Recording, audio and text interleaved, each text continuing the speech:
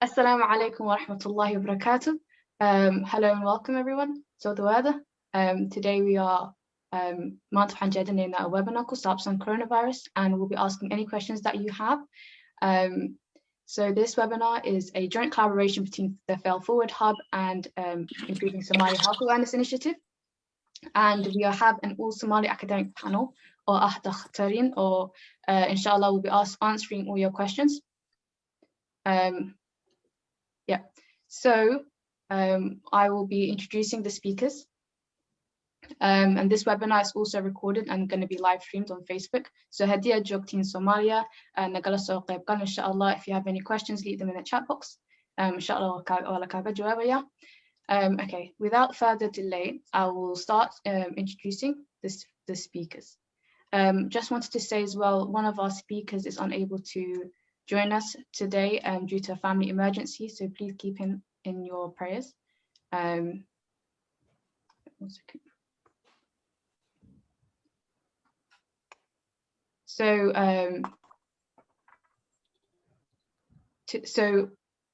my name is Fatima, and I'm. Hello, can you hear me, everyone? Yeah. So I think someone's speaking.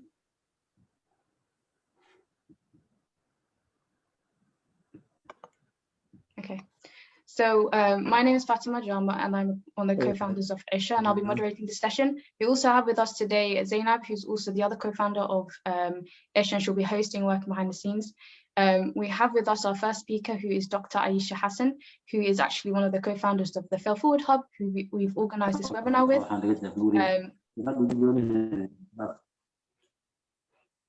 Okay. So Dr. Aisha Hassan has a first-class master's in research and a PhD in immunology. Her portfolio includes coordinating the end-to-end process of research management and delivery of funding programs, accelerating the translation of medical technology and digital health innovations into the NHS, local government, and the wider market. She has also led on vaccine preventable disease campaigns, vaccine strategy implementation, emergency relief work, and senior program management in the UK and Horn of Africa.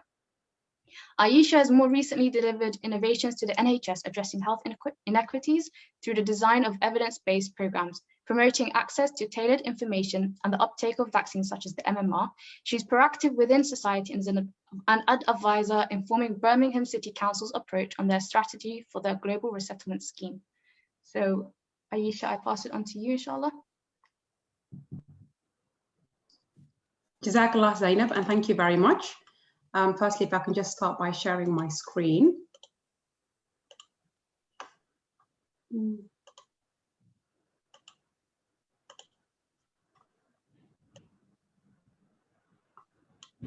Sorry, let me just put this here. No, oops.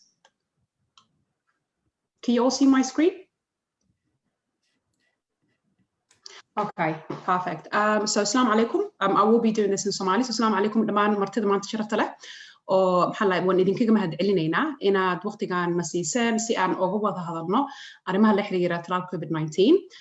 sidii walaashayda dhahda dan iskiin baro magacayda waa Dr. Aisha Hassan waxaan ku takhasusay cilmiga oo difaaca jirka oo immunology insha Allah maanta waxaan isku dayeynaa inaan ka jawaabno inta awoodeyda su'aalaha aad ka qabtaan cudurka COVID-19 iyo talaalkaba. Apologies if you have already come to our previous webinars and seen this presentation. This presentation will basically enable us to kind of set the scene, and then we can start our discussions with the Q&A with a question and answering segment. So مواضيع aan ka hadlayno waa marka hore muxuu yahay isdifaaca jirka ama the immune system kadibna marka labaad waxaan isla fiirinaynaa sida COVID-19 uu qofka ugu keeni karo xanuunka iyo jirkeena sidoo uu iska difaaco ugu dambeyntiina waxaan isla fiirin doonaa habka loo sameeyo talaalka COVID-19 sidoo uu u shaqeeyo iyo maxaynu ugu baahannahay talaal. So hadda waa maxay isdifaaca jirka? Isdifaaca waxaa loogu talagalay inuu jirka iska celiyo virus iyo bacteriada oo keeni karta cudurrada faafa ama cudurrada la kala qaado. Wuxuuna u kala baxaa laba qayb. Qayb waa systemka jooga jiidda hore ama the first line of defense oo la dhahdo innate immune system. Qaybta kalena waa kuwa ku xiga oo la dhahdo adaptive immune system. Yacni waa qaybta oo xasuus u yeelanaysa cudurrada aan la kulmno waxaana ka mid ama unugyada dhiigga cad, B cells oo kuwa soo daayaan antibodies, T cells oo dila unugyada infectionka gala. sidaas ba ay tahay looma baahana inaan faahfaahin badan ka bixiyo qaybtan laakiin si ujeedadaydu waxay ahayd inaan isla fiirino waxyaabaha saldhigga u ah isdifaaca jirka intaas kadib waxaan rabaa inaan isla eegno siduu viruska u infect gareeyay jirkeena khaasatan unugyada viruskan horta waa midoo weerara habdhiska neefmareenka haddaba unugyada aan ka hadlayno waa unugyada neefmareenka bidixda waxaad ku arki kartaa viruska COVID-19 iyo spike proteinka uu wato viruskan gebigiisaba wuxuu ka kooban yahay maadda hidasida oo la dhaho RNA ama genetic material oo iyo xuub yar oo ku korduuban spike proteinkanna xuubka ayuu ku dhagan yahay teeda kale intaan meeshan kasii gudbin waxaa muhiim ah inaad ogaatiin viruskan sidiisaba hadduusan helin unug u galo ma badan karo mana noolaan karo haye markaas maxaa ku xiga midigta waxaad ku arki kartaa the host cell yacni unugyada jirka viruskanna wuxuu u isticmaalay the spike proteinka uu isticmaalay inuu ku dhago iyo inuu galo unugyada jirka markuu galo viruskan siduuba u shaqeeyo selkii naftiisa ayuu adeegsanay siduu yani isku daabaco uun isku badiyo haddaanna isla eegna bahashan cas yani waa maadadii viruska ribosomkana waa bahasha maxaa la waatan cagaarka waa qayb ka mid unugyada jirkeeni waana kan viruskan adeegsanayay siduu isku daabaco uun isku badiyo haddaanu kusoo gabagabeeyey waxaan la filayaa inaan hadda isla fahamnay muhiimadda oo spike proteinka ay haysato maadaama ay tahay qaybta oo viruska u isticmaalo siduu unugyadeena u geli lahaa And just to summarize that, and then video gan isla egno.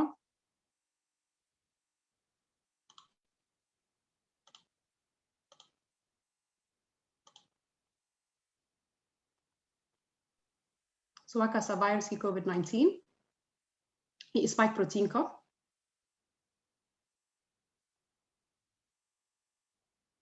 Working at the host cell.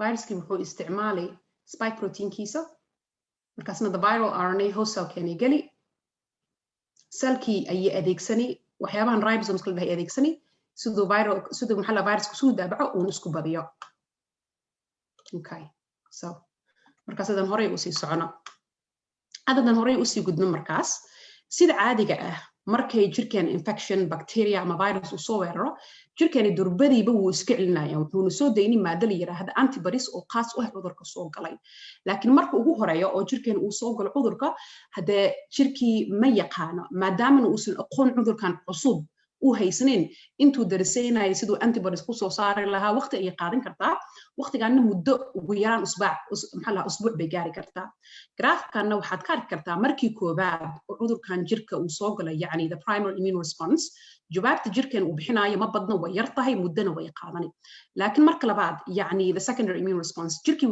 wuxuu xasuus ayuu cudurkii u yeelanay isla markiina wuxuu darisaynay inuu antibodies soo daayo uu isku difaaco haddaba saas ay tahay markaas aan isla egna infectionkan COVID-19 viruskan horta si xawli oo si degdeg ayuu isku badanay jirkeenini waxaa suurtagal ah especially dad tahay dadka oo haystaan underlying health condition ama dadka bulshada u nugul waxaa suurtagal ah inuusan jirkaada awood u helin isdifaaca laga rabo xilliga huuriska oon ahda incubation period xanuunkani waa intuu u dhaxaysa 2 ilaa 14 maalin waqtigaasna markii la dhaafo bukaankii wuxuu yeelanay calaamado oo kamid yihiin dhadhankii ku lumay qandho qufac oo dhig la socon karo daal mudqa xanuun madax xanuun yacni qofkii sakaraad ayuu noqon karaa agoona viruskan ii jiradba waa dhab ilaa iyo haddana waxaa u dhimatay wax 130,000 oo qof u dhow ingiriiska iyo 2.7 milyan wax ku ama in ku dhow adduunka oo dhan saasba laakiin ay tahay hadda waxaan rabaa in aan isla eegno bal waxyaabaha aan ka baran karno cashiro kooban aan kasoo xigno taariikhda talaalka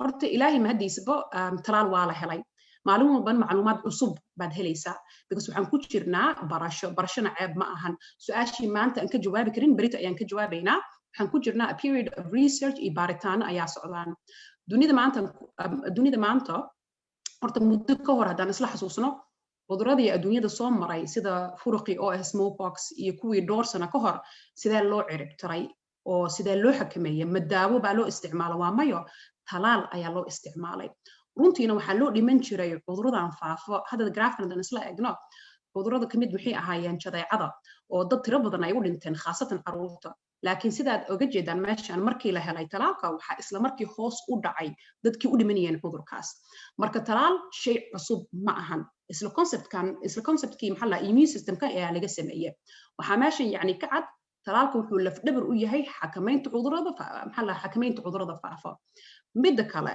talaalkan wuxuu aad aga fiican yahay oo ka wanaagsan yahay in la sugo waxaan la yiraahdaa natural immunity waa isdifaac dabiici oo talaalna ku saabsaneed laakiin taasna aad bay u adag tahay waayo intaan ka gaarayna natural immunity waxaa dhimanay dad tiro badan herd immunity waxa weeyaan markii 95% oo bulshada islaalaan ama isdifaac helaan waxayna ilaalinaysaa shakhsiga iyo bulshadaba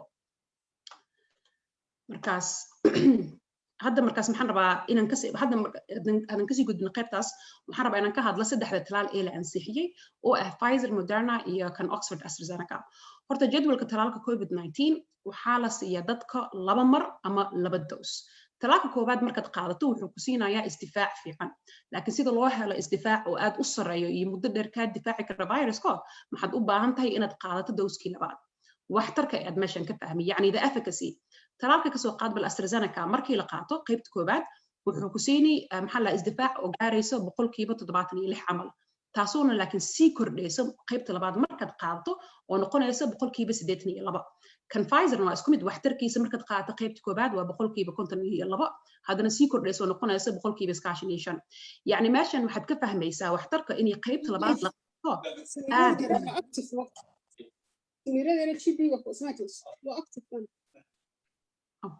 أنا محد كفهم ميسي يعني قيبتان إني قيبت لبعض لقاطه أو محل لها أو أما قيبت لبعض أو فاكسين كلقاطه آد أي مهم وتهي منعها ضد بدن بان أركي أو هالكي محل قيبت كوبات قادني يعني بدي لبعض الناس كده يعني مهم وتهي مدة كلا سدح التلال الأنسيحية كم جيران وحن ليرا هذا إنه جيد حيوانكا أم جيد أورجيبكا حاجة دينية نترال كان فايزر إي مودرنا كم جيران خمري أم إثنول كان أسترازينيكا كانوا محكوش إلى قدر آد وير لما أن علماء دي يوم حالة بها يروك عافمات إسلامية أو إنجليزكا وحيسكون رأسينيهن كفر رأسينيهن إن تلال هذا نورنا مسلمين تقاعدن كران سو هذا وحن ربع إن نوجد بقيبته أو تلال سدي وشقيان I will briefly go through this. Whoever wants to discuss this in detail, we can always come back.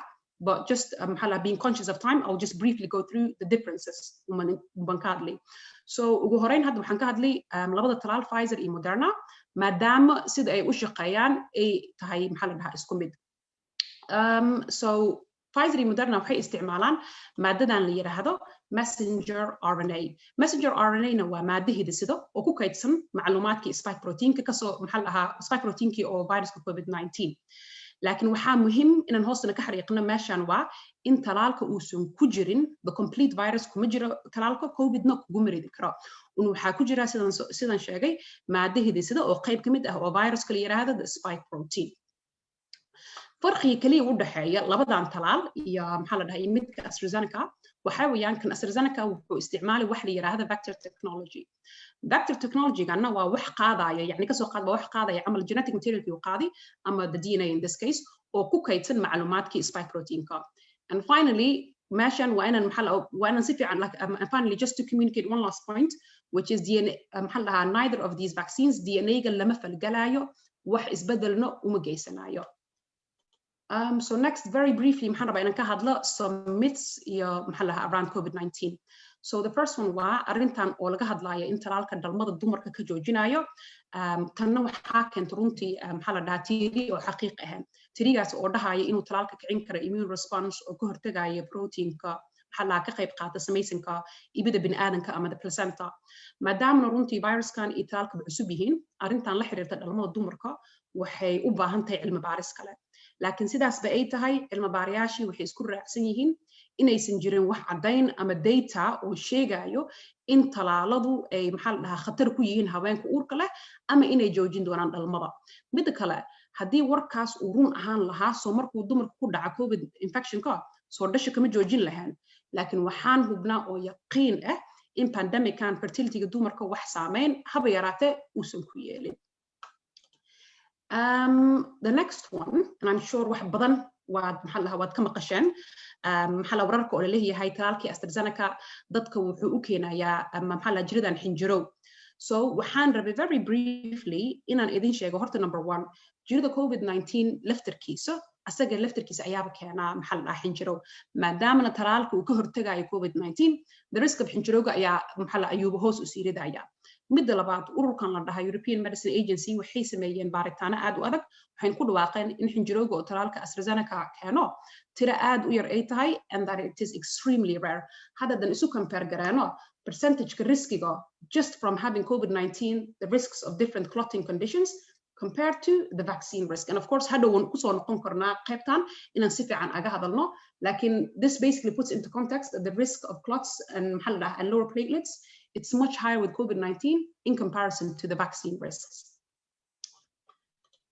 And then finally, just to briefly touch on, maxaa kale su'aashan markasta way kusoo noqnoqotaa oo la dhahayo talaalkii maxaa la si degdeg baa lagu sameeyay waqti gaaban gudaheeda ayuu kusoo baxay si fiican ma loo baaray wallahi sida graafkan ka muuqato haddii aynan dowladaha caalamka isugu tegin oo iska kaashinin xagga yacni khibradda aqoonta dhaqaalahaba talaal ma heli lahayn ka hor sanadka 2033 graafkan waxay ku tusaysaa haddii waxba la isku darsaneen waqtiga aan sugi lahayn inaan vaccine helno meeshaasna yacni waxaa ka cad juhdiga awoodda aqoonta iyo especially resourceka la isugu geeyey si loo helo talaalkan and graafkan soo socdo waxaad ku arki kartaa xawliga lagu sameeyey talaalka firstly horta ilaa waqtigan la joogo waxaa la siiyey talaal COVID-19 inka badan intaasoo milyan dadaa la siiyey oo ahna waayeelka iyo dadka u nugul bulshada looma hayana yacni wax caddayn oo weyn oo talaalka inuu keeni karo dhibaatooyin badan aan laga soo kabsan karin oo yacni it's high prevalence ma haysato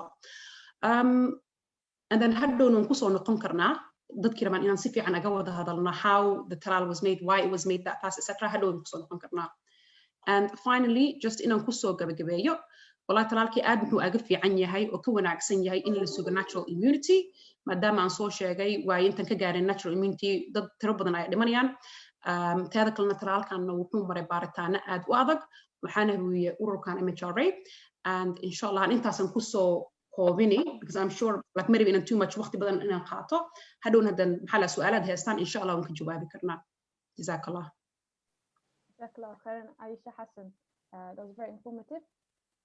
I'll introduce our next speaker, Fatima Erdem.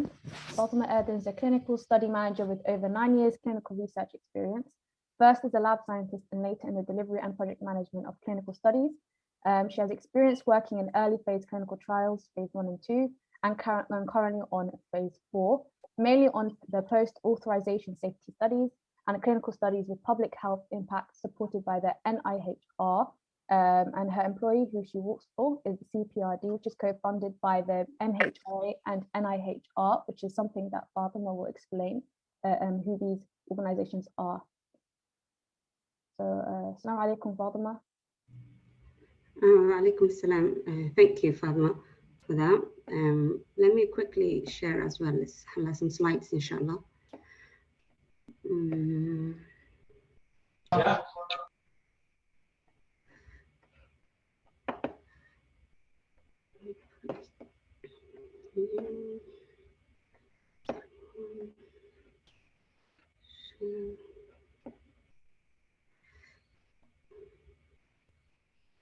Can you guys see my screen now? Video here. Yes. Okay, Yeah. Bismillah. MashaAllah. So thank you for that, Dr. Aisha.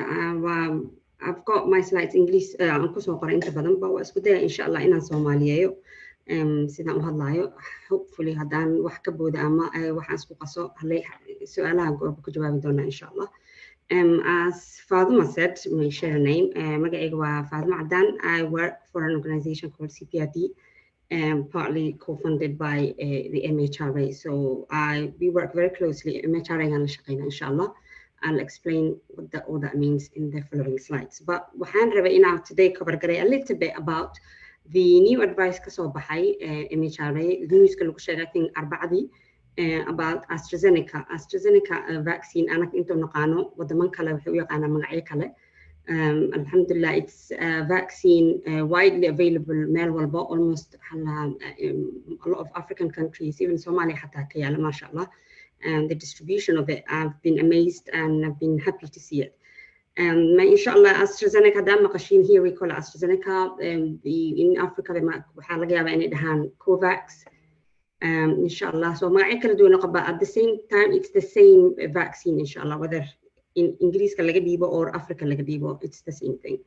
So if I go to my next slide here. It doesn't seem to be working.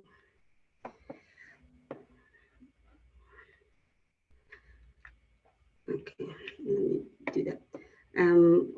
Marco, just to quickly talk about the role of the MHRA, inshallah. MHRA, I'm hoping you can still see my screen. At the end, please, quickly talk about the MHRA. MHRA, a regulatory agency. Basically, hay'adda sharciyada bixiso in wadankan daawo lagu gado. Wadankan daawo lagu gadi karo hadayna fasax ka soo qaadan MHRA. Whether talaal haduu noqdo ama daawo ay noqoto, whatever it is, waa inay codsi ka doontaan MHRA-ga, waa inay markaas u ogolaadaan markaas kaliya farmashiya ama meel kasta lagu gadi karaa. Same thing with the vaccine, inshallah. Same process soo maray. MHRA, any information kuwa oo horumarinaya soo saaraya pharmaceutical companies ka sameynaya any product ay sameynayaan waa la shirgalinayaan with the MHRA, and then markaas ala soo siiyo sharciyan oo la dhihi karo fine dadka waa lagu talaali karaa. So just briefly, an executive agency. Executive agency stands for dowladda ma ka amar qaadanayso. So shuruucda iyo waxa ay dejinaysa MHRA ay fasax siinayso, political pressure ma ku soo qaadan karto. So waa hay'ad madax bannaan in that sense. Waxay ka hoos imaadaa hay'adda caafimaadka, Department of Health and Social Care, but at the same time xorriyadeeda leedahay inay go'aankay rabaan ay ka gaaraan whatever product oo loo keeno. So they can't have a political pressure in that sense. Wax kasta oo wadankan lagu gado oo daawo ama medical device ama blood components, so sidii blood transfusion, plasma iyo wixii dadka lagu sameynayo isbitaalada, waxaasoo dhan ay ka warqabtaa sharciyeysaa ay fasax u siisaa dadka. Laba centera marka la helbi garayso to do that role, regulatory role. The CPRD, where's the agency that I work for, we collect clinical health data from NHS. So when you go to your GP, they fill your GP clinical data record either anonymized magac iyo wax kale lahayn oo laga qaaday naloo soo gudbina anaka here at CPRD, and the agency uses that to monitor any side effects for any licensed pharmaceutical drug. So that's one thing a cover up. So if the same thing vaccine ka markii la roll out gareeyay, they know how many people meeqa qofooda qaadatay vaccine ka, meeqa qofooda aan la talaalay iyo age groupkii oo that meeshaas ay ka monitor gareeyaan. And there's also another agency called NIPS, or National Institute for Biological Standards and Control, were mainly a lab institution. So they mainly make sure any kind of new products, any chemical that's supposed to go into a human body, they test it. So for example, how they're involved in this vaccine, they provide the batch testing that happens. So you see when you go and have a vaccine, a batch number. So batch number ka safety waxaa soo hubsaday kuwan, and they're given a certificate to say that yes, this batch is safe to be used in human body. So that's what that lab does for the agency. If I move on to the next slide, so to come quickly to wixii hadda ka dhacay about the blood clots, as Dr. Aisha talked about. So what I wanted to cover a little bit is what did the agency do? So agency obviously same as any other drug, as soon as it's licensed, medical doctors way yaqaanaan if an unexpected observation or ka dhaco about the drug that was recently licensed, dhakhaatiirta way ogyihiin. As soon as someone complains about something that is not I haven't seen before, what they do is waxay buuxiyaan something called the yellow card. So this person had this reaction that was never known about it, and that goes into the system. So it's a normal system, sidaas u shaqeysaa the UK. So MHRA waxaasay soo gurbinaya, and then they look at seeing anyone or having some kind of extreme reaction that they haven't seen when a license get in, they collate that, they put that into a report. So obviously now, because a lot of more people are kada'wunayan about these blood clots and issues, and medical doctors also filling it in, more reports started coming in. This report waxaa lala sheergareeyaa with a commission or even independent or loo yaqaan Commission on Human Medicines. I'm sure if people watch the the press conference. There's a guy called Munir Mohammed. So basically he's the head of that, and hematologist at the same time. So what these people sameynayaan waxa waaye, in addition to MHRA iyadoo review garayhayso, independently kuwan review garaynayan with the hematologist, because this is a blood issue alaga hadlaya. They all looked at the report sidee wax usoo gudbinayaan. Just to give you a bit of a brief, I think Dr. Aisha touched on it. By 31st of March, had 20 million oo qofood in the UK, the AAZ vaccine. Out of that, 79 qofood laga soo dacwooday in blood clotting cases ay qabaan here in the UK base. We're not talking about xalaha dadka Europe laga soo sheegay. Kullina waxa waaye markii first dose kaliya ay xalaha ay ka soo dacwoodeen markii waxaan ay isku arkeen. So just from sidaan hadii la xisaabiyo quickly, the overall risk waxay noqonay 4 in 1 million. So a million qofood hadii la siiyo 4 qofood kaliya ay soo dacwoonayso xalaha problem kan. So you can imagine how rare, يعني how yar tahay xalaha waxaan oo la sheegay xalaha dadka soo dacwoonayaan. Just a graphical representation, these graphs and the couple of slides also socdo. Press conferencing have actually laga isticmaalay, but waxaa loo isticmaalay just to show you graphically each age group maxay hadii la isku barbar dhigo harmka kaaga imaanayo vaccineka hadii lagu siiyo iyo benefitka aad ka helaysid vaccineka hadii lagu siiyo. So obviously waa ognahay COVID-19, different people, different groups different way oo xaladeeya. So hadii aan fiirino markii oo COVID vaccine marka COVID disease corona oo dadku dhex wareega ay yar tahay, like dad badan ma jirano what do you call, like for example marka lockdown ka baxayno kale waxay ku xiran tahay how many people ku jira at the same time. Hadday yar tahay markaas waxa waaye hadii aad qaadatid vaccineka hadaa jirtid between 20 iyo 29 for every 16 weeks adiga faa'iidada ka helayso dhibaatada ka imaanaysa corona ka yar then faa'iidada ka helaysid virus vaccine kan sidaas ay xisaabiyeen. So waxay ku xisaabiyaan if I hide this waxay ku xisaabiyaan xisaabtan ka soo qaateen March bishii dhamaanaysay when labadii qof bar 10,000 ay helaysay corona. So macnaheedu corona ku dhex wareegaya zaid u yaryahay markaas. And then hadaa fiiriso as dadka waaweyn la sii gaaro still riskigooda high way, laakiinse dhibaatada uga imaanayso vaccineka zaid u yaryahay.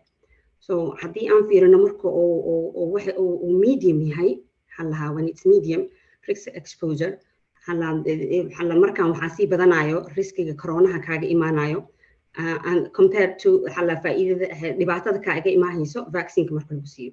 And waxaan dhan waxay ka xisaabayaan what do you call riskiga, yani riskiga waxa waaye khatarta ugu jirtid in isbitaal lagu geliyo from corona. So the ICU admission, so ma laga hadlayo just inuu cudur kugu dhaco, waxa laga hadlaa inaa cudur kugu dhaco oo isbitaal u gasho oo u baahatid oxygen and help and all that. So riskiga corona wax yar oo kor u qaadmay, while you see the older people it's gone zaid oo kor u qaadmay, yani 4.1 oo aad, while dhibaatada uga imaanayso is ay weli zaid u yarta hadii la xisaabiyo. Markii oo corona oo wareegiisana oo zaid u badan yahay, and especially waxay ka soo qaateen markuu peak yahay, the yani highest wave marka lagu jiro oo kumanaan kun ay ku jiranayso isbitaalka la gelinayay, waa u jeedaa just 69 hadda ma laga hadlayo 69 iyo wixii ka sii weyn, yani iyaga riskigooda xisaab ma galayo zaid u weyn yahay. So at the same time waa u jeedaa even hadii ay yar tahay qof yar aad tahay, corona hado zaid u wareegayo riskiga kaaga imaanayo corona ka badan then dhibaatada kaaga imaanayso vaccineka.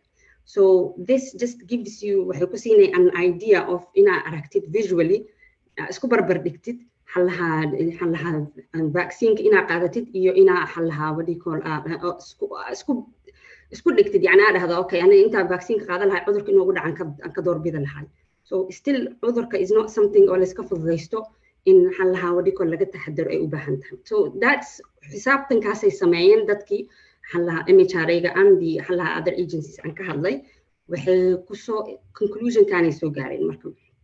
the evidence wajira link wajira xalaha in AZ vaccine xalaha ku leedahay dan blood clots but waxa loo baahan yahay xalaha shaqo yani baaritaan badan loo baahan yahay more numbers more people xalaha oo la siiyo more xalaha if more people are still complain garayaan in la fiiriyo so but as a precaution yani precaution waxa waa taxaddar in laga fiiriyo xalaha because xalaha high risk of xalaha what they call or laga cabsanayo dadka marka for those people with high risk of blood clots should be considered only if benefits from the protection of COVID infection outweighs potential risk.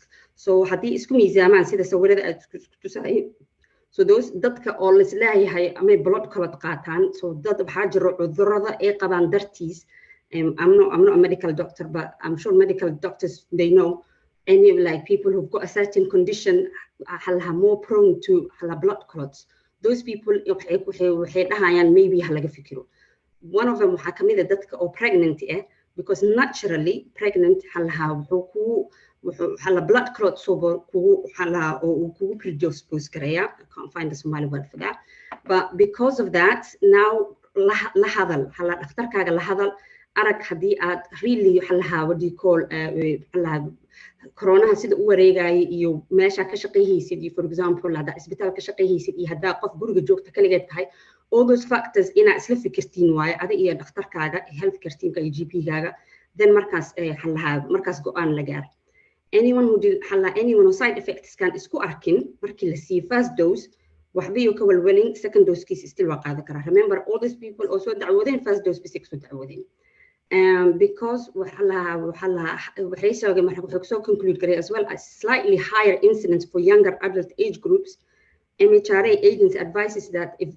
evolving evidence in law laga fikiro oo loo fiirsado and evolving evidence is the main thing yani sida Dr. Aisha ay sheegtay waxay hadda wixii la yaqaanay in February or in January يعني هذا واقف في عنا هاي next year نوكسي في عنا دونا so the more data an arorino the more إماكرنا حلها decision to حلها final decision that actually makes more sense but at the moment data أنا كأحيسنو in comparison to the number of people all see the vaccine is kind of safe so يعني وحبي على قول ولين so وحي also you can associate again that حلها blood clot together with low platelets can rarely occur naturally so either هو iska dhacda dadaaba ku jirado yani wax cusub oo vaccine ka la imaada ma aha and wuxuu ku dhacaa dadka aan la talaalin wuxuu soo ku dhacaa dadka oo cudurka corona naftirkiisa ku dhaco so idana taas in madaxa in lagu hayo so at the end of all that maxay ku soo gabagabeeyeen advice kooda maxaa waay hadda maxay dadka kula taliyayaan waxay kula taliyayaan still that talaalka inuu yahay sida ugu fiican oo la isaga ilaali karo corona and already kumanaan kun oo qof la badbaadiyay so hadii lagu soo waco talaalkaaga yani ha ka walwalin that much la hadal riskiga isla discuss garay adiga iyo dhakhtarkaaga arka waxa isleedahay ku imaan doontiin just to be safe waxay dhahayaan anyone that develops symptoms yaasha marka adig u kuurgal markii lagu talaalo ka bacdi hadaa wili cabsi ka qabto so waxaan is also available online this is not something dadka ka qarsan so but I just keep an eye on hadaa heshid shortness of breath hadaa neefta kugu yaraato chest or persistent abdominal pain leg swelling hadaa lugta ka bararto blurred vision indhaha hadaa wax yar oo ka galo ama confusion or seizures hadaa isku aragtid unexplained pinprick rash or bruising beyond the injection site so meesha laga talaalo meelaan ahayn ama ka weyn hadii ay barar iyo guduudnaan isku aragtid inaa adiga u raise galis la hadashay dhakhtarkaaga ala waxaana wili ugu yaal after talaalka how come and then anybody with new onset of severe or persistent headache that doesn't respond to simple painkillers so hadii xanuun cusub isku aragtid oo painkillerka normal qaadi jirtay aan wax ka taraynin after 4 days waa ina markaas adigana dhakhtarkaaga la hadashid so MHRA basically yani ma ka dibdicin wixii ay sameey lahayd mana dhihin dadka ha qaadanin talaalka qof walba waxa waa inuu yani xurriyad waxa la rabaa uu leeyahay oo inuu informationkiisa oo haysto oo dhakhtarkiisa la hadli karo oo ogaa karo maxaa u fiican laakiinse inayna taas sabab u noqon inaad talaal dhan aana qaadanin because xisaab kasta oo la sameeyay in talaalka la qaato aan nooga fiican mar walbo dan inaan talaal la qaadanin especially to halaha community-geena dadka aan la dhex joogno dad waxaan nahay oo yani hooyooyinkeeni ayeeyinkeeni eedooyinkeeni iyo adeerayaasheeni oo aan kulli guri isla wada joogno so riskiga aan u keenayno ka badan especially yani waxaan la hadlaa dadka dhalinyarada oo dhahayo anigu ma rabi inaan talaal qaato anigu wuxuu ii taraa so talaalka adiga kaliya ma ku aha dhib iyo faa'iido inuu ku keeno dadka kugu wareegsanna waa u keenaa so hadda adiga talaalan tahay yani cudurka inaad gudbiso waa yar tahay riskiga cudurka inaad gudbiso waa yar tahay so ka fikir dadkaada iyo xataa adiga gurigaaga qof da ay ku joogin ka fikir xala saaxiibka ama saaxiibada eedadeedii ayeedeeda hadhow cudurka u gelin doonto so MHRA basically xala information-keeda weli ma bedelin that much quickly waxaan rabay a couple of slides inaan sheego xalaha the European Medicines Agency oona ka duwaneen waxa ay sheegtay MHRA yani wax badanba maaha so the same thing xalaha same conclusion kusoo gaartay xalaha blood clots waa ujeednaa current available evidence specific risk factors kaleeto xalaha ma ujeedno yani ma dhihi karno dadkan ya qaato so xalaha is just waa la xisaabinaa and waa lagu fikiraa qof hadda ay dhaheen dadkaas da'da waa u daran tahay ama way ka yar tahay oo la dhahayo ma jirto and the reported combination of blood clots and low platelets the same thing MHRA dhahda is very rare and the overall benefit of vaccine in preventing corona outweigh the risk of side effects so inaa qaadatid xalaha faa'iidada ka imaahayso vaccine-ka kaaga fiican then dhibaatada kaaga imaahayso inuu corona ku dhaco maxaa yeelay corona is associated with the risk of hospitalization and death waxaa laga yaabaa in isbitaal aad ku gashid xataa marka xalaha dhimashadiisa yani inay zaa'id tahay ani marka halaasa kusoo gabagabaynaa insha Allah I'm going to stop sharing I hope I didn't go too much insha Allah. That's perfect. Thank you. Jazakallah khairan, Fatima Aden. It was really helpful to hear, especially the advice and guidance from the MHRA and the EMA. Before we move on and open the floor to questions and answers, I would just like to introduce our final panelist. Dr. Yusra Ahmed is with us today, and she has, mashallah, she has a PhD in cardiovascular research. She has previously worked with various NGOs leading on the development of food security and nutritional analysis in Somalia, part of the mandate to navigate and turn complex public health infrastructure needs into effective policies. At the core of her values is her fundamental commitment to influencing transformational change for the empowerment of youth, women, and human rights. So thank you all for joining us, Yusra and Fatima and Aisha. We would like to open the floor now to any questions the audience would like to pose to the panel. Inshallah, anyone who wants to ask a question can either write it on the group chat or raise their hands if they want to unmute and speak.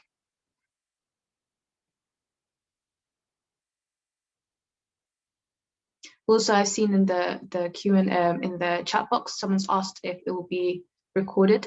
We are live streaming currently, and inshallah, a copy of the webinar will be available soon, as Zainab said. Okay, while we're waiting for questions, to the panelists that are here with us, have you had any frequently asked questions that come to your mind that maybe you would like to answer? If you have time now.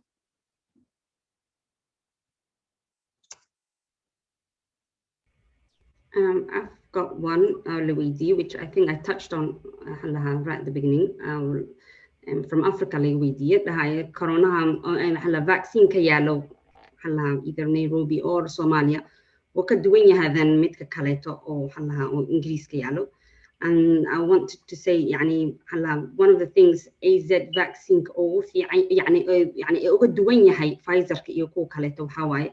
dadka ka shaqeeyay vaccine kan waxay waa cilmi baarisyaal ama academic yaal ka shaqeeyo jaamacadda Oxford so one of the things ay ku xireen waxa waa markay ka shaqeystiis ay ku jireen waxa waa markii ay dhaheen yani yaa noo sameynaa because Oxford jaamacad waaye oo dad wax barto ma aha qof yani jaamacad oo ka shaqeysa inay vaccine yaal dad yani ay geyso yani pharmaceutical company ma aha. So one of the things ay ku xireen markii ay diyaariyeen waxa waaye waxaa rabnaa in vaccine-kan aan samaynay oo available u noqdo oo dadka oo ka imaaday wadamanka oo lower and middle income countries al dhahaa but basically wadamanka aan dakhligooda oo yar yahay so ay ku xireen so price marka oo ay ku market geyhayaan waa ka duwan yahay than Pfizer iyo AstraZeneca and then iyo Moderna. So because of that, qof monopoly ma ku laho samaynteeda formulada ay ku sameeyeen waxay la share gareeyeen halaha AZ anaka AZ aan dhahnaa pharmaceutical company-ga Europe joogto iyadaa dhahda anaa samaynayo oo distribute gareeha yani oo geynayo meelaha kale.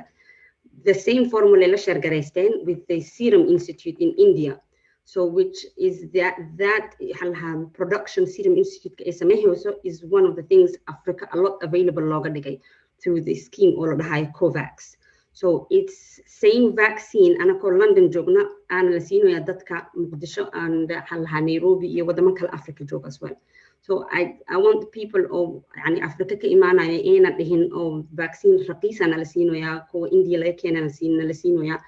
It's the same vaccine wuxuu ka duwan yahay marar qaarkood Ingiriiska wuxuu ka dalbanaa Serum Institute inay noo keenan anaka here in London. So qofta marka inay isku aaminto that يعني wixii ugu fiican oo human being available u ah in corona la dagaalo available noo dhigay. So alxamdulillah ilaahay saan noogu toosiyay cudurro kale saas muu toosneen. So cudur badan jiro oo dadkaas dhibo HIV tuberculosis yani muu oo priority sida inta oo noogu noqoto. So inaana laga walwalin qaadataas talaalkan insha Allah. Okay, thank you. Jazakallah khairan, Fatima. There's something I've actually heard as well from Habir with the concerns about the COVAX from India and whether that's different to the one we're receiving here. So it's very good to hear that answer to that question. We have a question from Hafsa, and she says, Salam, my father has had strokes in the past. Would you recommend at all that he takes the Pfizer vaccine, if possible, instead of the Oxford vaccine? I understand the blood clot risk is extremely low, but would the Pfizer vaccine still be safe for him? Thank you all for this event. So does anyone want to answer the question? Yeah, sure. I'm happy to answer that. I mean, firstly, I think it's very important that you discuss any if you have any conditions or you have pre-existing neurological conditions, especially with things such as stroke, that you do discuss it with your GP. In some instances, of course, if you have that history of stroke, you might be offered a different vaccine. However, I would just like to stress that again, which is very much in line with what Fatima was saying as well. Runti wallahi, it's very important that you do take the vaccine, and all stroke survivors, I remember mentioning guidance all stroke survivors, they must be offered the vaccine in the priority group 6, if I'm right, regardless of them having any other variables. So I would definitely recommend you to speak to your GP if you have any concerns about the Oxford AstraZeneca vaccine, but you should definitely be getting that vaccine. Okay. Thank you, Aisha. Dr. Yusra, would you like to add to that? Yeah, of course. Just to add to that, of course, with what the news has been reporting regarding the concerns with AstraZeneca virus and blood clots is obviously something that I can understand why so many people will be nervous towards that. And the question is obviously, is AstraZeneca vaccination, does it actually cause blood clots? And there is a correlation at the moment, but the causation is not something that's very set in stone. So obviously with your father being very high risk group, having stroke, that's something that, like Dr. Aisha said, you need to definitely go to the GP and get advice for that. They have at the moment stopped and paused the vaccination, the AstraZeneca vaccination for people under the age of 30. So, I mean, at the moment, the evidence shows that there are high cases, and we're talking 222 cases and 18 of them which are very fatal in the younger group. Regarding blood clots after having the vaccination. But again, like you guys have touched upon, Dr. Fatima and Dr. Aisha, it's not something that is set in stone, and it's not it doesn't necessarily mean that the blood clots are something that's caused by the vaccination. So definitely go and see your doctor and get advice regarding that. Okay. Thank you, Jazakallah khairan, Yusra.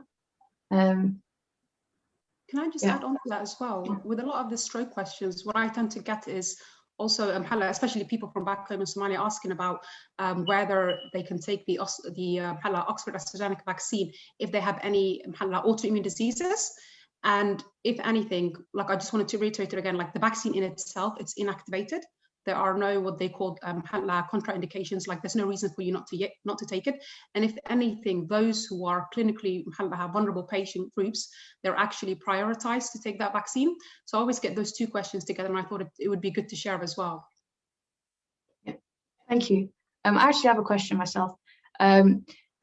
Is it possible to mix and match vaccines? So let's say you took, for example, first dose Oxford, would you then be able to go and take second dose Pfizer and so on? And what about, for example, people that now that they've paused vaccination for under 30s, with someone who took under 30 took the first dose already for Oxford, would they then be able to take the second dose of the new one that they're looking into, the alternative?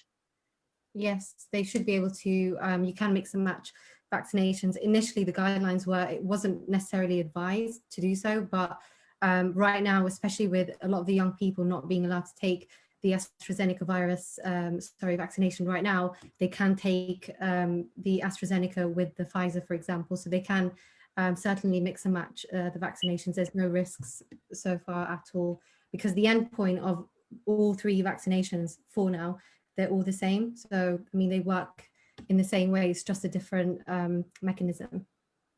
Okay. Thank you, Dr. Isra. Can I just also add on as well? There are right now at the moment, like I think Fatima touched on this as well, where she said when it comes to these blood clots associated with the Oxford AstraZeneca, they're mainly only reported from that first vaccine dose and not the second one. I myself, I've had the first Oxford AstraZeneca vaccine. I've not had any side effects, and I do intend to take the second one, simply because although within the age group I'm allowed, I can decide to choose to take a different one as my second dose, but because they're not being that causative link established to say being caused by the second dose. Yeah. Okay, thank you. Just to add as well, regarding the AstraZeneca vaccination, quite a lot of the cases, the unusual cases where they saw low platelet counts, so bleeding and blood clots at the same time, they were actually reported in Germany. So let's not forget that Germany started their vaccination rollout with the young people, whereas in the UK, we started off with the vulnerable and the elderly people. So we're talking about two very different population groups. We're talking about very different genetic makeups, different countries. So the results that you find in one country might not necessarily be the same as another country. And also with the polio vaccination, in every million cases, there was that one child that had the polio virus. So it doesn't necessarily mean that the vaccination is causing the blood clots. So yeah, just to add to that, it's something that's not really set in stone yet. And in Europe, the EMA has suggested to stop the vaccination for the younger population and not necessarily everyone. So that just shows you that they're just trying to take precaution and do a bit more research before they can start offering it to the younger people. Yeah. Okay, thank you, Yusra. I think we have a few more questions coming in now. I think we have a question from Aisha. She says, Assalamu alaikum. My question regarding other vaccines such as Pfizer and Moderna, there have been, for those vaccines, there's also been people that have had a severe reaction. Sorry. Can I just take that? Yeah, if you want someone else to take that, yeah. No, yeah, I just want to say what they have been, the exact number, I can't put it with me. I'll have to find it from the agency reports SSRT. But yes, Wajra, the same these blood clots and platelet issues, but at a reduced number. So that also, as Dr. Yusra said, one of the things that can be is because the age group that was first rolled out to these vaccines is different to the age groups had the low rollout Garenu. So because people who are older tend to have conditions that end up having blood clots and other conditions. So they're all interrelated. Nothing is like set in stone said, okay, this is definitely caused by the AstraZeneca vaccine. But now they're finding more and more reports. You know as well as anyone that if someone talks about, oh, I've seen something, someone else will say, oh, I've also seen something. So we kind of tend to support each other's observations. But Pfizer and Moderna, yes, to a limited number, while shared as well the same, but it's not the same numbers as Pfizer vaccine, AZ vaccine. Yeah. Okay, Does anyone else want to add to that? Yeah, just to add to what Fatima was saying, also the younger population that they found all of these results in Germany have also, let's not forget that a lot of the people that they've tested here, they were women, and they were very young women. So there's lots of factors that tie into that. Some of them could have been pregnant and not had no knowledge of it when they were taking the vaccination. And obviously with pregnancy, there's higher risk of blood clots. And also in that younger population, a lot of them might have been using contraceptive pills, which also increase the chances of blood clots. So there's a lot of things present there, which don't necessarily mean that there's causation, but there could be correlation, just to sort of emphasize again. Thank you, Yusra, for that. Aisha, do you want to add anything to that? No, Yusra and Fatima covered it really well. Okay. And so I'll move on to the next question. We have a question from Abdurrahman Hirsi. How long do I need to wait to get the COVID-19 vaccine if I've tested positive for COVID-19? Is the question. It's 28 days, the guidance said. But make sure you discuss it with your GP, but usually the guidance is 28 days. Okay. Thanks. The next question is from Amira. It says, normally vaccines take years to be made, but these vaccines were made in a year. Does that make it dangerous? I think I covered this in the presentation, but I'm happy to just go over it again. So basically, as I was saying in the presentation, runtii wallahi dad badan way dhaheen, laakiin waxay dhaheen waxaa muuqata talaalka COVID-19 si degdeg ah si dhaqsi wax kasta lagu sameeyay. Laakiin if we really look into it, meesha maxaa la isku darsaday, maxaa la dhahaa aqoon, xawli, and especially resources ayaa la isku darsaday. Ma aha maxaa la dhahaa what's it called dowladaha, sorry, I was going to say maxaa la dhahaa inay dhaqso loo sameeyay. taas macnaheeda ma ahan inaysan si fiican loo baarin. Midda kaleetana as well, dowladaha caalamka sidan soo sheegay iyo kuwa ururada sayniska way isku yimaadeen, waxyaabo badan ay isku darsadeen, dadaal iyo aqoon iyo evidently waxyaabaha qaadan lahaayeen sanado hadda waxay qaadatay bilooyin. Additionally, in addition to that as well, midda labaad, halkii dhowr bil la sugi lahaa isbuucyo gudahood, because normally it takes very long to actually recruit people to your clinical trials, laakiin isbuucyo gudahood kumaankuna qof ayaa isxilqaamay ama si ay uga qayb qaataan tijaabooyinka talaalka, yani the clinical trials. And lastly as well, meeshaan resources badan ayaa la geliyay. So just because the vaccine was not, just because how do I put it, with the amount of effort and resources and collaboration that has taken place to worldwide, of course the result was that the vaccine was that we were able to produce a vaccine at an accelerated rate.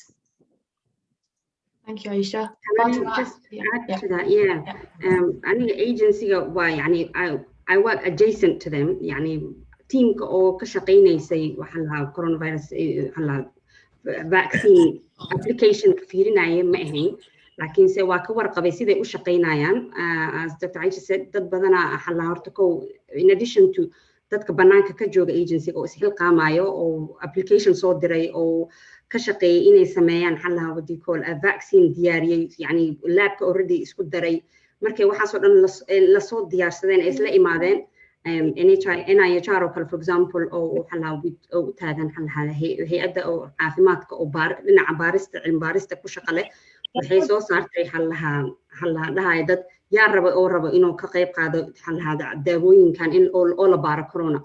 Here in the UK markii la trial, aniga waan ka shaqeeya fieldigan, markii trial la sameynayo oo clinical study la sameynayo, one of the things oo inta badan oo ku dhaco oo ku fashilmo waxaa waaye enough people oo raba in lagu tijaabiyo ma jiro, because obviously nobody wants maanta in wax lagu test garay. So raadinteeda dadkaas waqti badan ay kugu qaadanay. So that just inta raadinaysid kaliya waxaa kugu qaadanayso sanad 2 sano inaa hesho. Agency-ga regulatory agency-ga ma ka yeelayso 2 qofood aan kusoo fiiriyay ii ogolaaw ma jirto. Waa inaa at least adiga 100 qof ama 1,000 qof kusoo fiiriso daawadan intaan la dhihin dadka sii. So intay halahaas ka fikirayaan 1 sano 2 sano ku qaadanay. Secondly, halahaas samaynteeda iyo ka shaqaynteeda waxay u baahan tahay funding inay ka helaan. So dowladda Ingiriiska iyadaa funding la diyaar noqotay oo political will jiray inay lacagta ku bixiyaan waxaan.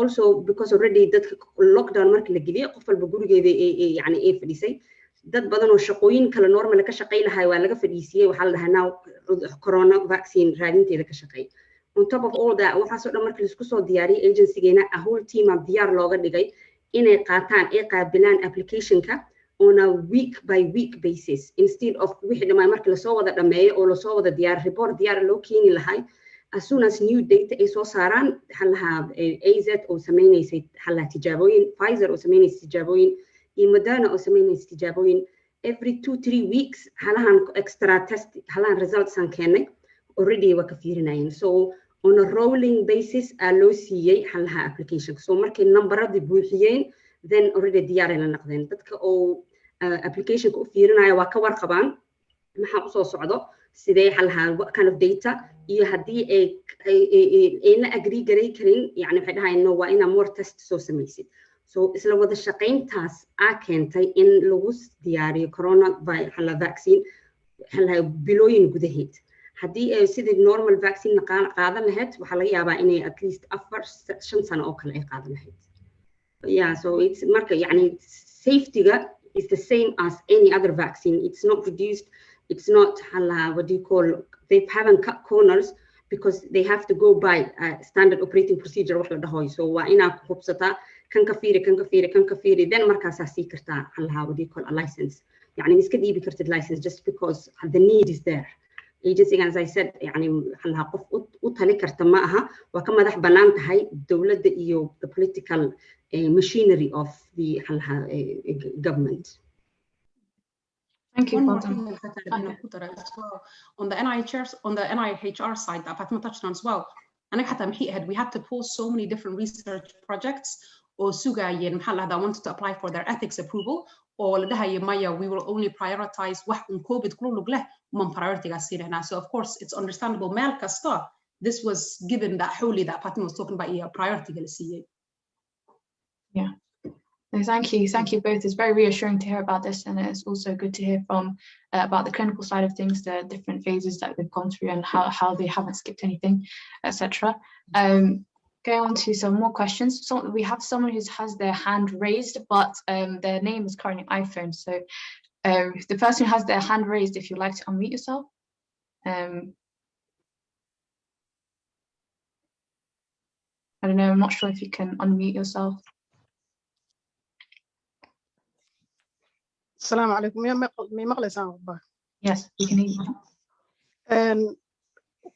أحد أيام حلايا هاي كوفيد معناها إنا استلالو لو بليت نوان هايستا مركز choice ميان هايستا ميتك أنقاذن كرو.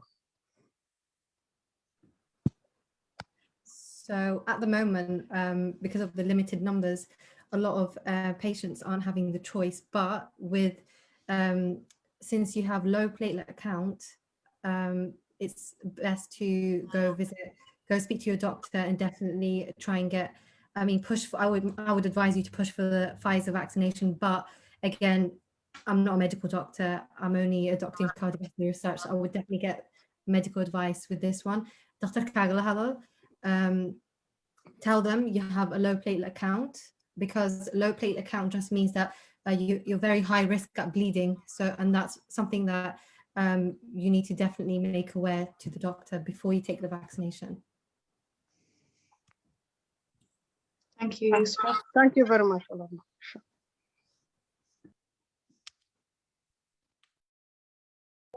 Okay, looking at other questions. Okay, we have someone called, I think Aisha also asked the question before. She has another question. Is there any more data on vaccine and its effect on fertility for women that wish to have children at a later date following being vaccinated? I think Aisha touched a bit about fertility, but if you would like to maybe mention it again, Aisha. Oh, sorry, you're muted, Aisha. Yes, absolutely. So to date, that the vaccine itself does not have any, there's no evidence to suggest that the vaccine will actually affect the fertility of women. runtiina waxaan maxaa keena theory oo maxaa la this particular theory that was not correct oo ay dhahayaan vaccine ka markaad qaadato it will cause an immune response in you and then maxaa la dhahaa that immune response will interact with maxaa la proteins that are maxaa la being used proteins that are needed for the maxaa la for making the placenta. So there were various theories going on oo waxyaabahaas la ka hadlaye runtii researchkii waa la sameeyey waana si fiican loo baara oo la dhahay there is nothing to suggest this. And also logically markaad ka egto qaybta kale when you look at it logically as well, which is by this logic the COVID vaccine, it might affect your fertility. And at the same time, you would think that having the actual COVID infection would also affect your fertility. But then to date, there have been no reports of COVID-19 having affected fertility patterns in women. So no. Okay, thank you, Aisha. We have another question.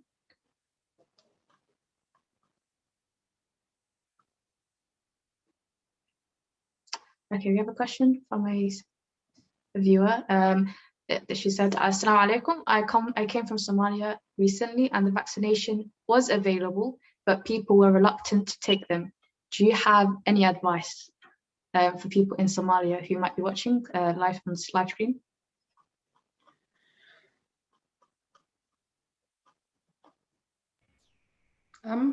Fatima, sorry. No, Fatima, go ahead. Yeah, no, yeah, I just wanted in and إلها نصيب نويا like horta I was really amazed in the amount of أنت قفوت أو لهيس أو له حلها طلالكيا ديار مقدشو ديار كيا هاي and other places as well not only مقدشو كليا حلها all the way even central provinces على سو شيء حتى so الحمد لله إن الله قد جاء available وحندي لاقاته وحكلا أو أو كله لهاي أو كأرجنا أو كرا أو لهاي حلا سكت حدينا مجرو ماشي اسمركها جوكتيت حلا سومالي مركها جوكتيت وأركتي سيدا دتك سكت حديرينين سيدا اسكول حجلايان ريسك إيو حلها خطرت كهلي سيد كورونا أكاغا وين نمل كلا جوكتيت هذا وأبنا هاي بدمن كسومالي من أفريقيا حتى بدمن بدن دت جوبه عذرك مركو كودعو اسبيتال قشو لا سمح الله waxa u baahnahay waxa laha ICU ina gasho ventilator u baahantahay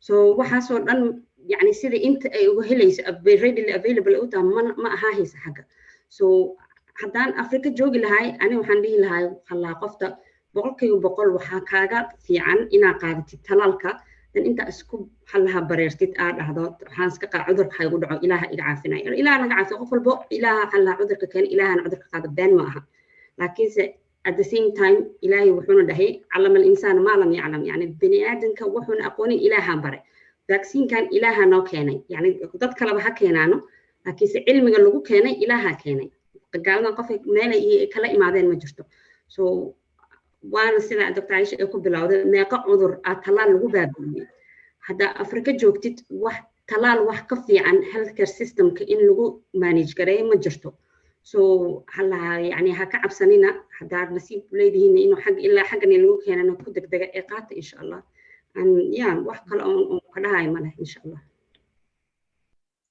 مقدرة كرا as well. جزاك الله فاطمة. So glad that you touched on that.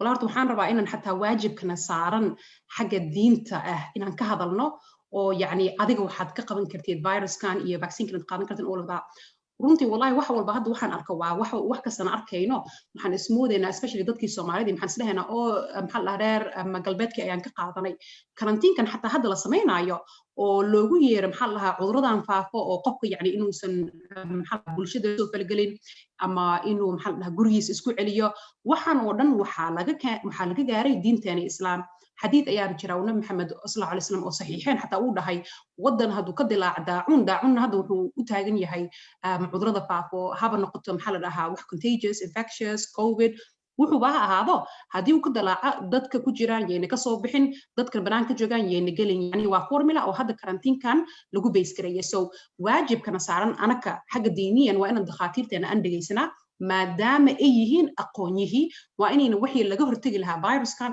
aan sameynaa so for example guriga waana joogtaa intaad ka maarmi kartid dibada haddii aad bixaysid afka iyo sanka xiro ka durug dadka kaleeta gacmaha dhaqo haddii aad ku aragto calaamadaha covid-19 ama qof aad la degan tahay calaamadii isku arko fadlan guriga joog haddaad awoodid maxaa la dhahaa dalbo isbaaritaan but especially haddii talaal aad fursad u heshid waajibaaba ku saaran granted inaad mahaysanin you know maxaa la dhahaa other conditions oo allergies wax ma aha haddii lagu afargareeyo talaalkaada waajibaaba ku saaran inaad talaalkii qaadato because waxaana anaka xagga diiniyan haddii balasu eeg meeshaan waajibaana saaran intaas basaan rabin ku daro. Very true. Thank you, Aisha. Yusra, would you have anything to add to that? I think Dr. Aisha and Dr. Fatima really explained that beautifully. Again, you know, just to emphasize, we have a responsibility from a religious perspective and also from a social perspective and from a human perspective. So just do whatever you can to try and stop spreading that virus. And if that means going to take the vaccination, do it. It's better than not taking it. You know, there's a higher risk of you dying from the virus and dying from the vaccination. Yeah, it's true. Thank you, Yusra. I think. Hello. Yes, Dr. Mustafa, would you like to ask a question? Yes, I want to ask a question in Somali language. I don't know English very well, you know. That's fine. You can speak Somali if you prefer. Waayay walaal waxaan weydiinayaa viruskan waxa la sheegay marka loo sameeyay vaccine-ka gaar ahaan kan marka AstraZeneca ama Oxford origin-ka inuu laga soo sameeyay marka waxa weey adenovirus waxa weey mRNA-da messenger RNA-da marka waxa weeyaan laga soo qaatay marka hore marka ta origin-kiisu saameyntan marka waxa weey siday u xiriirdaa inay marka ay ka hortagto marka waxa weeyaan tan coronavirus-ka loo isticmaalo ka hortag ahaan su'aashaasna weydiinaya qolooyinka malaka aqoonta gaarka u leh xagga inay ka jawaabaan.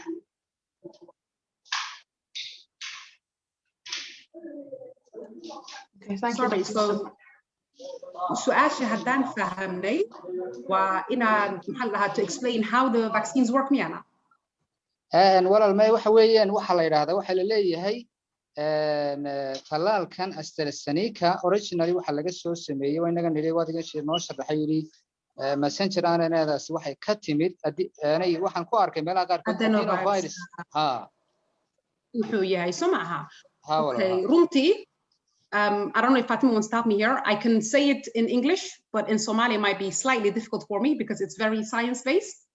So I will try my best in that sense. Firstly, wallah, I just want to say I completely acknowledge that what's it called? Number one, the Oxford AstraZeneca vaccine. maxaa laga sameeyay a chimpanzee adenovirus vector vaccine ayaa laga sameeyay and of course ana maxaan dhahaa markii la dhahaa the use of vector technology dadkii fahamsaneen what vector technology is of course it can sound scary and runtii wallahi you would ask yourself questions like why wax oo chimpanzee iyo modified human embryonic kidney cells and why and waxaas isku talaali those are all valid questions lakin the adenovirus vector it's engineered from adenovirus DNA. Like in this DNA, it has the essential genes which stop it from being able to replicate so that it can only act as a carrier and not cause disease. So adenovirus vector it's only a carrier and it can't cause disease. And I always students go explain you can think of the vector in this case as a Trojan horse, a carrier, and in reassure it's unable to cause disease. So vector then has the spike protein RNA from COVID-19 added to it to complete the genetic code. Genetic code can complete garayo, producer cell ala galini, producer cell can no wakaso qadwa warshado kalato. Warshadano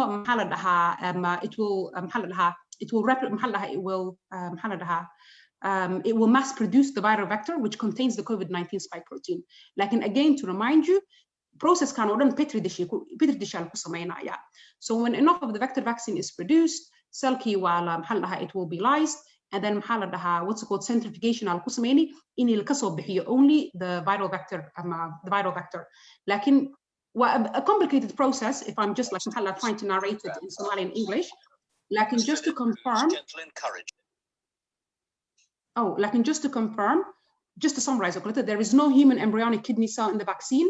There is a non-disease causing vector which carries the material from the COVID-19 spike protein, which is capable of stimulating the immune system, and this can't cause the COVID infection. I hope that answers it, because it's difficult for me in Somali waxaan ku sheego. waad maasanta walaal si fiican baad u sheegtay runtii haddii aan su'aal kale ku daro waxa ku jira anay vaccine-kan componentkiisa kamid ethanol yar oo 2 milligram taasi ma keeni karaysaa markaa waxa weeyaan wax markaa qofka hadduu sensitive ku yahay inuu allergic marka anaphylactic reaction inuu develop gareeyo ma dhici karaysaa not directly associated from this 0.2 milligram or ethanol ku jira, lakin just for safety reasons, if you do have a history of anaphylactic reactions, discuss it with your doctor first before taking any of the vaccines. And Fatima and Yusra, you're more than welcome to add on to this as well. Yeah, just to add on to that, anyone that usually has an allergic reaction to like household products, perfumes, cosmetics, creams and stuff like that, you are meant to tell the doctor before you get vaccinated. For people who have a high risk of allergic reactions, you need to report that to the doctor beforehand, because there is a risk of you getting anaphylactic shock or anything like that. Also, not to worry, because once you do get your vaccination, you're not allowed to leave for 15 minutes just to avoid any sort of reaction that you might have, and before you go out there and start driving or walking around.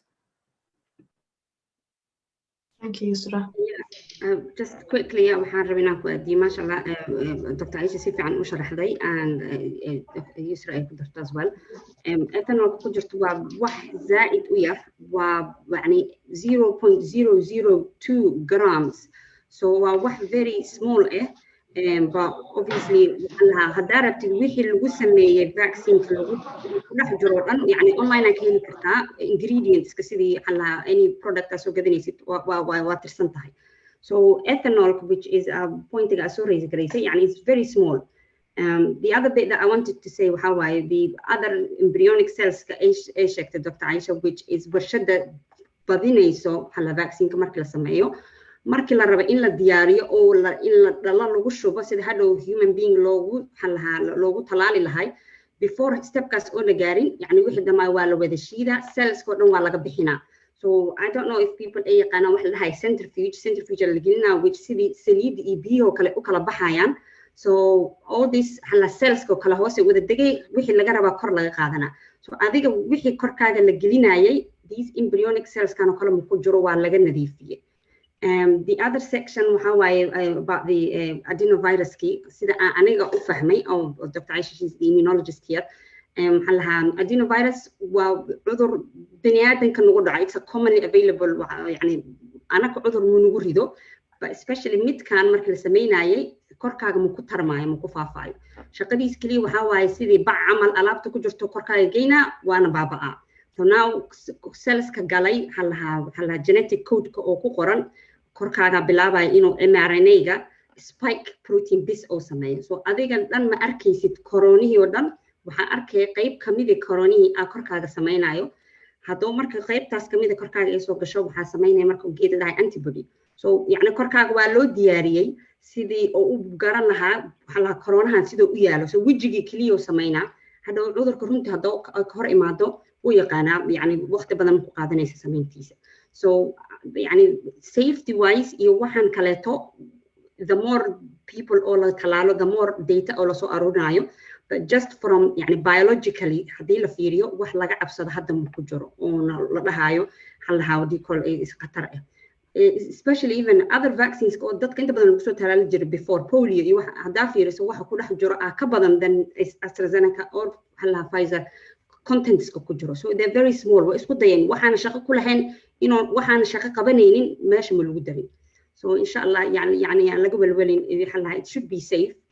Ilaahay wuxuu keenana waa arkaynaa, inshallah wax ma naqanayaan, but so far intaan ka naqaano cilmiga aan ka hayno wax laga cabsado oo laga walwalgeliyo ma arkin aniga xataa aan fiiriyay dadkayga iyo hooyaday iyo walaalahay kulli waxaan dhahaa qaata ama labadeeda waalid way qaateen talaalka exactaas la wada qaata so hadda fursad u leedahay inaad qaadatid ka cabsana insha Allah hala qaato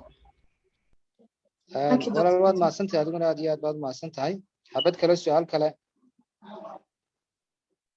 Yes, go ahead. Yes, walaal su'aasha kale waxa weeyaan thrombotic event kan laga hadlayo ama xinjirowgani waxa la sheegayaa imiga inuu yahay female ka inuu badan yahay female predominance waxa kale oo markaan dawli cadayn mechanismka uu u dhacayo ee keenaya marka waxa weeye thrombotic events kan maxaa imiga laga hayo information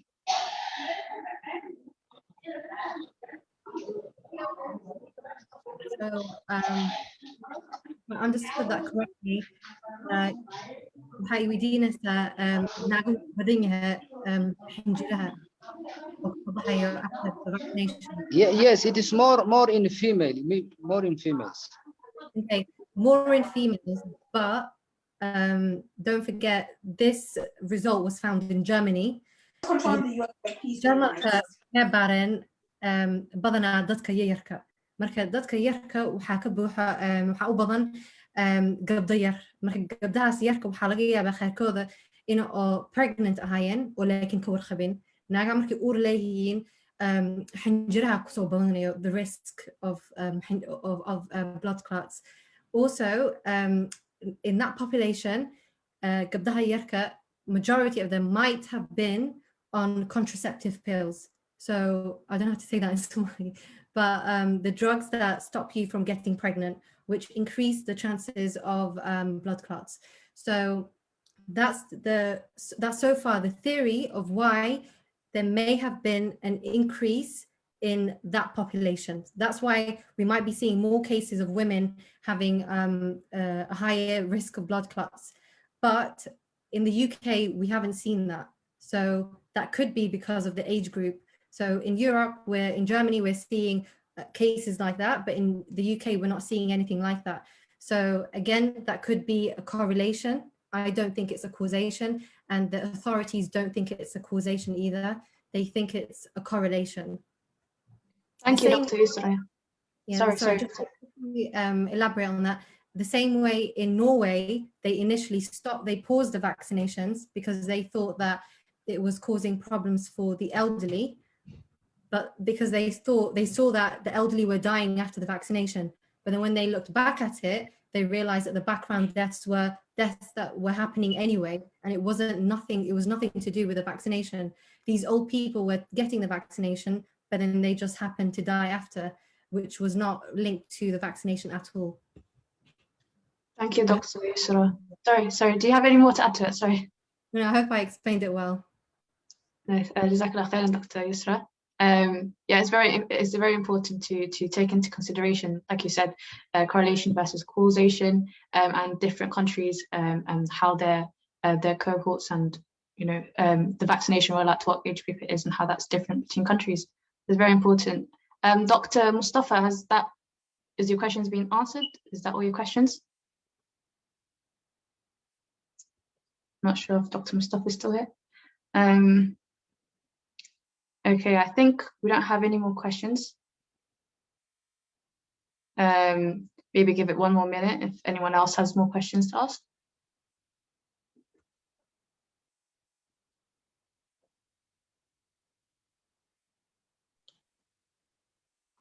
Sorry, Fatima, I was just going to add to Dr. Fatima's point about dhalinyarada. Please, wallahi is ilaaliyo, especially when coming into contact with the elderly. Yeah, that is very important. You have to make sure that we're not selfish and that we're extra cautious as well. And especially, I think within our Somali population, our communities, we're very like our habiyaro and uncles as well. They are kind of prone to some conditions, I think, more than other ethnic groups. So we definitely have to take that into consideration. Okay, I think we will start wrapping up now. I think we've finished with the Q&A section. Can you let us know think maybe someone's writing something. Okay, so we have a question from Hamda. Assalamu alaikum. I don't know if you guys mentioned already since I joined late. My question is, which vaccine would you recommend, or which is preferred of the ones available? So if anyone wants to answer that question. Yeah, I think, all of them are just as good as each other. They all have the same endpoint. They all work the same way. Of course, with the news and everything else that you're hearing in public, you're going to get opinions anyway. But the best opinion, I think, is the opinions from academics, scientists, and the opinions of your doctor. So every case is different. Just because someone thinks it's a certain way doesn't mean it may or may not be the best way for you. So the best thing to do is to ask your doctor which one is the best for you, depending on your circumstance and your situation. Thank you, Fatima. Sorry, Dr. Yusra. Does anyone else want to add to that, or?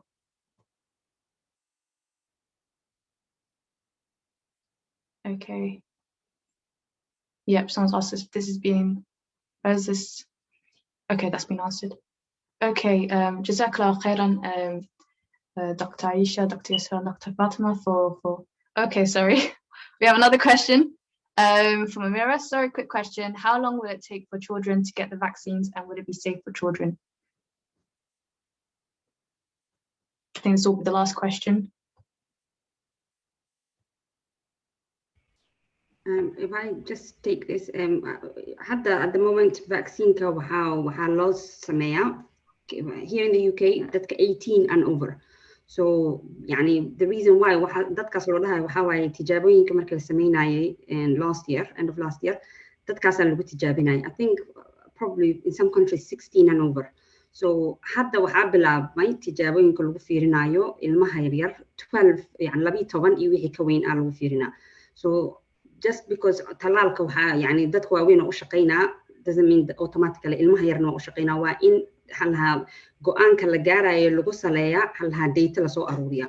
So waxaa mas'uuliyadda dadka sameeyo halaha vaccinada pharmaceutical company inay data la imaadaan cadaynayso halaha the vaccine inuu ku shaqeynayo ilmaha yaryar. So hadday bilaabeen inay halaha I think America waa laga bilaabay, here in the UK na hadda dhawaa laga bilaabay probably bishaan ama bisha la soo dhaafay. So wili halaha ma gaarin halaha in la siiyo fasax in ilmaha lagu talaalo. So at the moment waxaa waaye dhalinyaro 18 ilaa 18 jir iyo wixii ka weyn halaha fasax loo siiyey. So it's still really early days for kids. Thank you, Dr. Fatima. Okay, that was the last question. Okay, so now that we're wrapping up, I'd just like to say Jazakallah khairan to Dr. Aisha, Dr. Yusra, and Dr. Fatima for taking the time to join us today and give this very informative talk, which is very needed, came at the right time with this new information about the blood clotting. I hope that's answered the questions that you've had, the people who are with us today. Thank you as well for joining us. And yes, it has been live streamed on Facebook, and so inshallah the recording will be made available shortly after. If you have any further questions, you can leave them in the comment section of that video when it's out. Yeah, so jazakallah khairan everyone for joining, and enjoy the rest of your evening or morning wherever you are in the world, and take care everyone. Assalamu alaikum wa rahmatullahi wa barakatuh. Assalamu alaikum. Assalamu alaikum.